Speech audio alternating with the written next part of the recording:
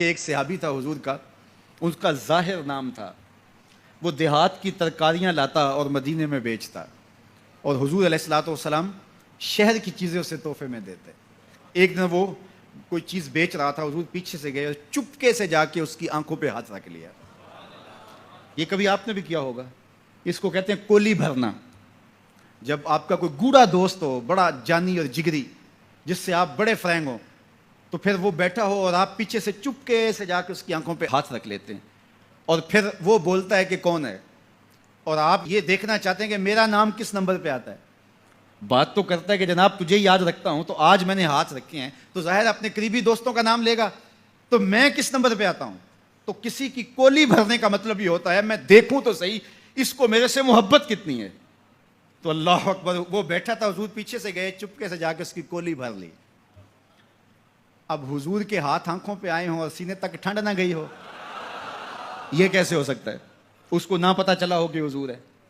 बल्कि हदीस में आता है कि वो बोलता नहीं, हुजूर आंखें दबा रहे हैं और वो बोलता नहीं। बल्कि जब उसको यकीन हो गया कि हुजूर ही हैं, तो उसने अपनी कमर को पीछे हुजूर के सीने से जोड़ के रगड़ना शुरू कर दिया, और हुजूर दबा रहे हैं कि यानी वो बताए कि मैं कौन हूं, लेकिन वो बोलता ही नहीं है। मुझे मियाँ साहब याद आए। लोग तो इसको मजाज के माना में लेते हैं, मैं यहां ये शेर पढ़ता हूं।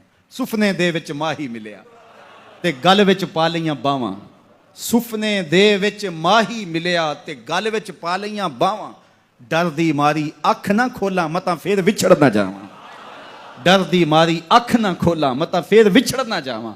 तो हुजूर आंखें दबा रहे हैं और वो नहीं बोलता। हुजूर खुद इरशाद फरमाया, इस गुलाम को कौन खरीदेगा। तो उसने कहा, हुजूर मुझे किसने खरीदना है, मैं तो बहुत सस्ता हूं। फरमाया, तू बहुत महंगा है। अल्लाह अकबर, तू अल्लाह के यहाँ बहुत महंगा है। तो हुजूर यूं भी प्यार किया करते थे। तो नाम कोई और था। हुजूर ने लाड से कहा, जुल यदैन, ओ दो हाथों वाले। नाम ही दो हाथों वाला पड़ गया। एक दिन किसी ने हजरत जुल यदैन से पूछा कि ये तो हुजूर ने लाड से कहा जुल यदैन, लोगों ने भी कहना शुरू कर दिया, नाम तो तुम्हारा कोई और होगा, बताओ तुम्हारा असल नाम क्या था।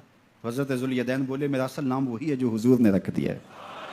सारी जिंदगी अपना नाम ही नहीं बताए, कहा मेरा वही नाम है जो हुजूर ने रख दिया है। हजरत सफीना रदी अल्लाह ताला अन्हो, अल्लाह अकबर, सफीना किस तरह उनका नाम पड़ा। नाम इस तरह पड़ा कि जब काफिला चलता था तो हजरत सफीना जो है वो पीछे रहते। हुजूर ने कहा कि तुम जरा पीछे रहो, काफिले में से किसी शख्स की कोई चीज़ गिरी पड़ी हो तो वो उठा लिया करो। फिर काफिला जहाँ पड़ाव करता तो वो आवाज़ देते, भाई किसी की कोई शय गुम है तो वो मुझसे ले ले। तो किसी की कोई चीज़ गिरी होती, किसी का जूता गिरा होता, किसी की कोई और चीज़ गिरी होती, किसी का कोई बर्तन गिरा होता, तो वो एक दिन हुजूर ने देखा कि उन्होंने बहुत सारी चीज़ें उठाई हुई हैं। और सफीना अरबी में कश्ती को कहते हैं, बड़ी कश्ती को।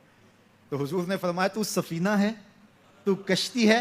अल्लाह अकबर, नाम ही सफीना पड़ गया। एक काफिले में बिछड़ गए, पीछे रहते थे, बिछड़ गए, काफिला निकल गया। अब जंगल है और कोई रास्ता सुझाई नहीं दे रहा। खैर, क्या देखा कि एक शेर है, इंसानी बू सूंघ के हमलावर होने के लिए आगे बढ़ा।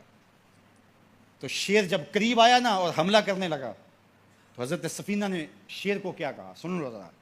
शेर को मुखातब हो के उसकी आंखों में आंखें डाल के कहा, या अबल हारिस आना मौला रसूलुल्लाह सल्लल्लाहु अलैहि वसल्लम, ऐ जंगल के बादशाह सुन, मैं रसूलुल्लाह का गुलाम हूं। बस आपके कहने की देर थी, उसने दुम हिलाना शुरू कर दी और वो आगे आगे चलता था। रावी लिखता है कि वो आगे आगे दौड़ता था और आवाजें निकालता था, और अगर और कोई जानवर होता तो उसको भी कहता पीछे हटो। वो प्रोटोकॉल गाड़ी नहीं होती, वो प्रोटोकॉल के तौर पे आगे आगे चल रहा था, यहां तक के काफिले तक पहुंचा के फिर वापस आता है। जो खुदा और रसूल का हो जाता है,